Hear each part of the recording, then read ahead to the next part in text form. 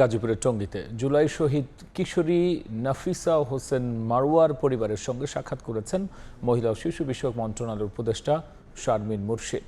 শুক্রবার বিকেলে এরশাদনগর এলাকায় শহীদ নাফিসার বাসায় যান তিনি।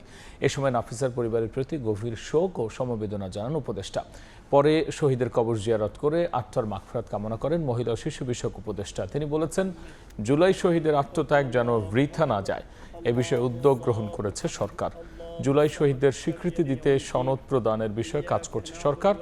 আরও বলেন, আন্দোলনে আহত হয়ে যারা মানসিক বিষণ্ণতায় ভুগছে তাদের চিকিৎসায় নেওয়া হবে উদ্যোগ। 2024 সালের 5 আগস্ট সাভারে পুলিশের গুলিতে প্রাণ হারিয়েছিলেন দ্বাদশ শ্রেণীর শিক্ষার্থী নাফিসা হোসেন মারওয়া।